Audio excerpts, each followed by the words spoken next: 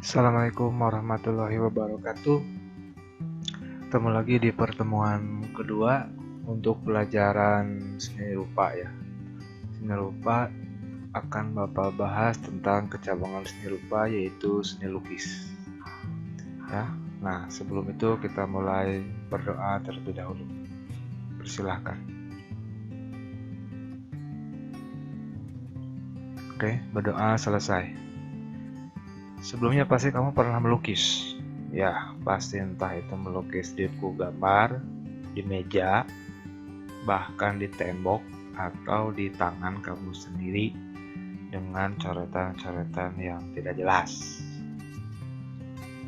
Ya, itu untuk mengekspresikan diri kamu sendiri ya.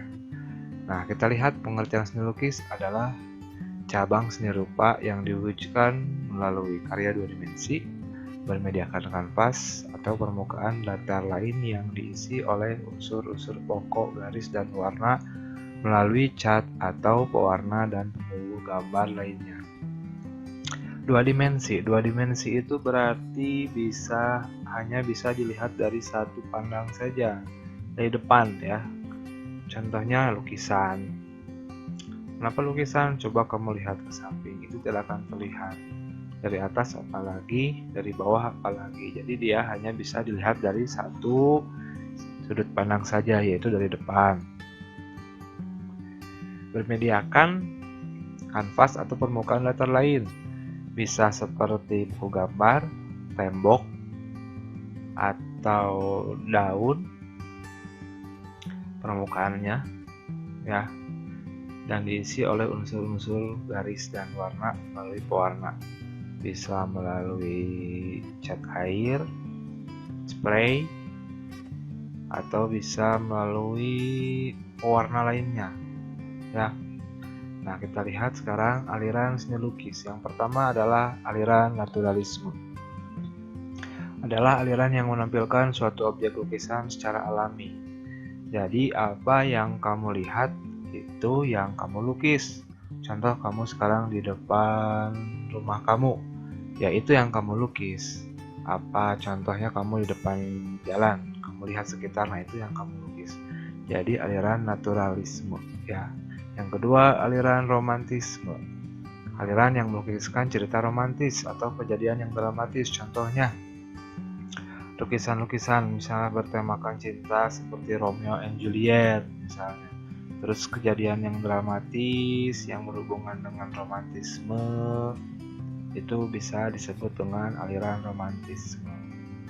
Yang ketiga, aliran realisme adalah aliran lukis yang menampilkan karya lukis apa adanya. Ini sama dengan naturalisme, hampir sama. Jadi apa yang kamu lihat itu yang kamu gambar ya. Contoh kejadian-kejadian di pasar, kejadian-kejadian di sekolah, kamu gambarkan. Itu adalah aliran realisme. Jadi hampir sama dengan naturalisme. Selanjutnya, aliran ekspresionisme. Aliran yang memberikan kebebasan bentuk, distorsi, dan warna. Jadi di sini kamu bebas menggambar apa saja, bentuknya apa saja, dan warnanya apa saja. Itu mengekspresikan kemampuan kamu dalam memberikan warna. Jadi misalnya kalau kamu lagi warna merah, berarti kamu kesan lagi marah ya. Terus kalau misalnya kamu lagi sedih, biasanya lagi warna biru ya. Selanjutnya, aliran impresionisme adalah aliran yang penggambarannya sesuai dengan kesan objek yang dilukis. Jadi kalau kesannya bagus ya kamu gambarkannya bagus, jangan jelek. Kalau misalnya gambarnya jelek ya kamu udah jelek saja, jangan bagus. Jadi kesan pertama yang kamu gambarkan yaitu yang kamu lukiskan ya. Selanjutnya, aliran surrealisme adalah aliran seni lukis yang erat dengan dunia fantasi atau khayalan. Contohnya misalnya kamu menggambar tangan kamu tapi ada matanya. Nah, atau misalnya badannya manusia, kepalanya misalnya sepatu. Nah, itu surrealisme. Jadi yang memang berfantasi atau berhayal, tidak ada dalam wujud aslinya. Selanjutnya, aliran kubisme. Aliran yang memiliki bentuk geometris seperti segitiga, lingkaran, silinder, jalan genjang, persegi panjang. itu bisa kamu gambarkan dalam aliran kubisme. Contohnya menggambar monumen, contoh seperti Monas. Nah, itu kan Monas terdiri dari beberapa geometris, contohnya persegi panjang yang memanjang dari atas ke bawah, terus untuk tubuh atasnya seperti bentuk segitiga, bawahnya seperti trapesium. Nah, seperti itu ya. Jadi ketujuh aliran seni lukis ini adalah aliran yang dipakai oleh pelukis atau seniman lukis ya. Tapi biasanya yang sering dipakai itu adalah naturalisme dan realisme yang kebanyakan digunakan ya. Jadi digunakan oleh para pelukis ya. Kamu pun juga ya bisa melukis, misalnya Pak, kalau saya ingin melukis di impresionisme bisa silahkan. Selanjutnya adalah tema seni. Tema. Jadi dalam membuat karya seni itu kamu harus punya tema atau ide. Ide pertama dalam mewujudkan suatu karya. Kalau tidak ada ide, kamu tidak akan bisa mewujudkan karya lukis tersebut.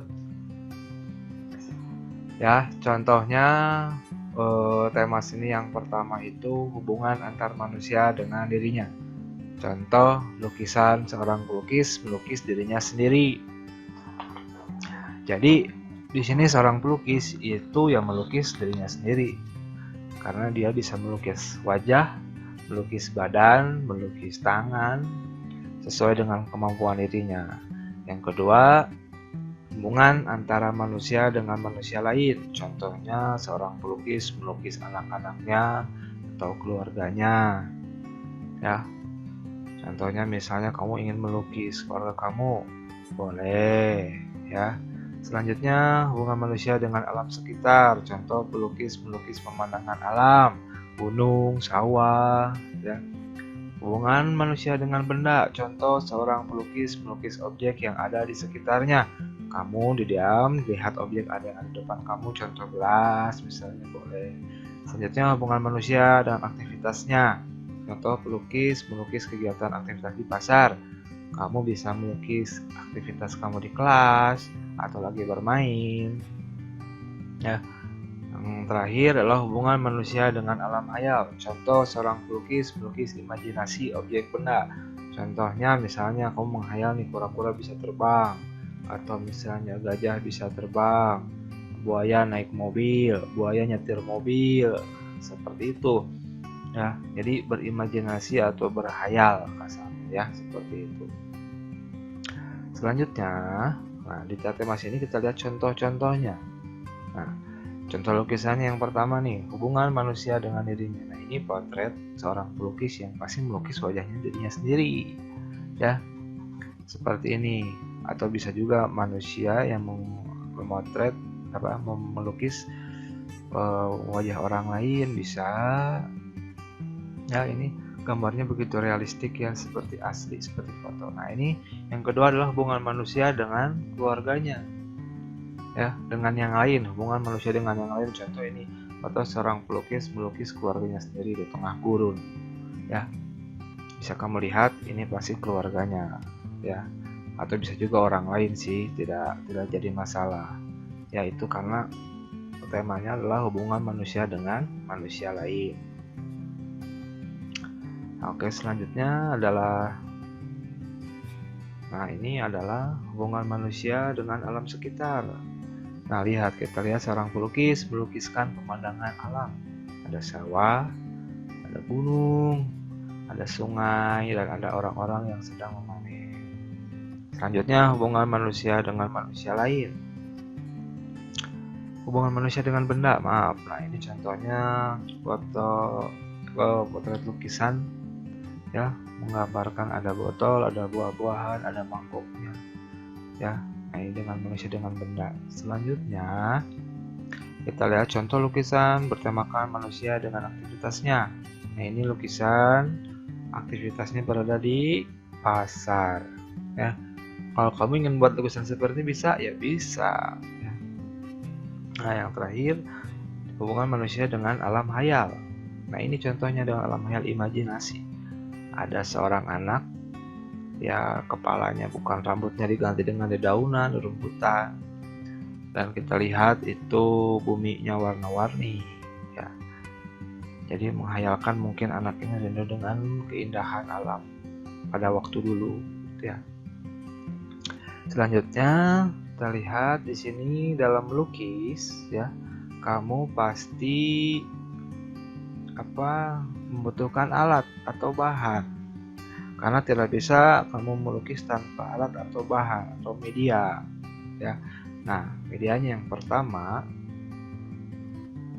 itu ada pensil. Pensil itu terdiri dari pensil 2B ya. HB tergantung kebutuhan. Kalau 2B itu cenderung tebal ya, tapi masih bisa dihapus. Biasa digunakan untuk menebalkan suatu objek untuk 2B. Kalau HB biasanya untuk sketsa karena pensilnya digoreskan itu sangat tipis dan mudah dihapus ya.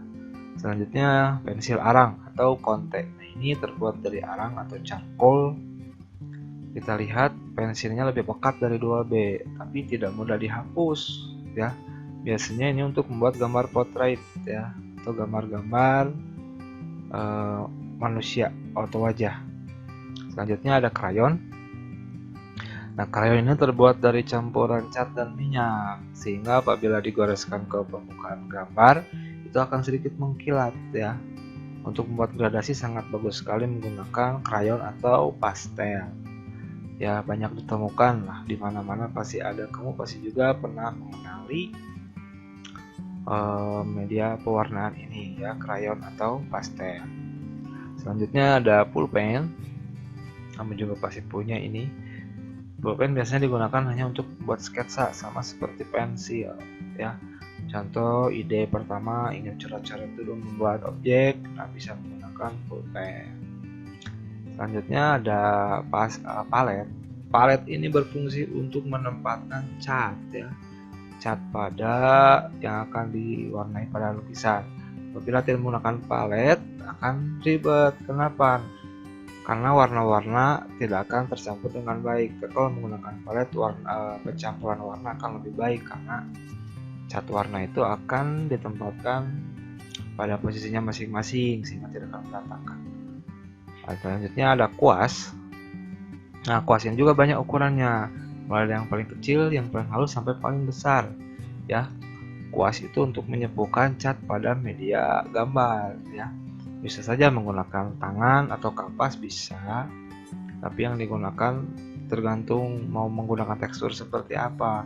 Kalau misalnya teksturnya ingin lebih halus atau gradasinya lebih bagus, bisa menggunakan kanvas atau kalau menggunakan kapas ya. Nah, untuk menggunakan tekstur yang lebih kasar bisa menggunakan jari misalnya. Selanjutnya ada cat air. Nah, ini cat minyak. Dari dalam artian ini cat ini berbasis minyak. Kenapa?